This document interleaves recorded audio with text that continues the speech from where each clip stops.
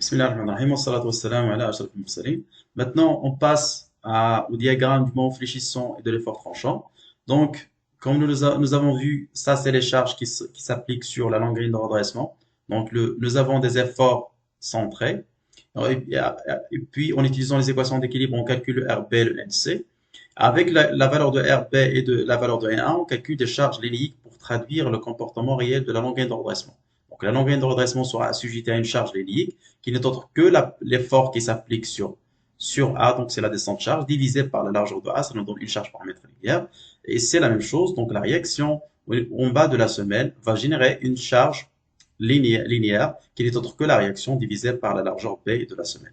Donc c'est ce que nous avons traduit ici. Donc dans ce cas-là, nous aurons une poutre qui sera soumise à l'effort, bien la charge qui vient donc du poteau sous forme d'une charge linéaire.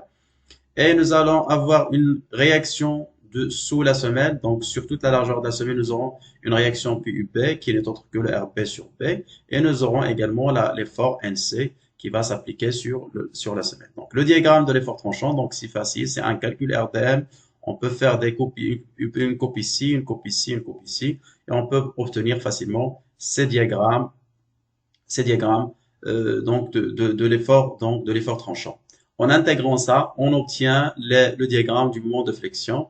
Ce qui nous intéresse dans ce diagramme, c'est l'effort, donc la valeur du moment max, c'est-à-dire le moment maximal de flexion ici. Sa valeur, on obtient comment? Donc c'est facile. L'effort tranchant, c'est la dérivée du moment. Donc là où le moment est maximal, c'est là où la dérivée s'annule. Donc on cherche ici en fonction de l'expression de l'effort tranchant par rapport à la largeur, donc à la longueur x. Donc, on peut déduire là où l'effort tranchant s'annule, donc c'est ce point-là. On dégage la valeur x max qui n'est autre que la distance depuis l'origine de la poutre jusqu'à le point où l'effort tranchant s'annule. Avec cette valeur-là, on remplace dans l'expression du moment, donc on a intégré la valeur du moment, et en remplaçant ici, on obtient la valeur du moment maximal. On doit faire le calcul à l'état limite ultime et à l'état limite service. Pourquoi? Tout simplement parce que la longueur de redressement, c'est une longueur qui est placée dans le sol. Donc, le calcul doit se faire en fissuration préjudiciable.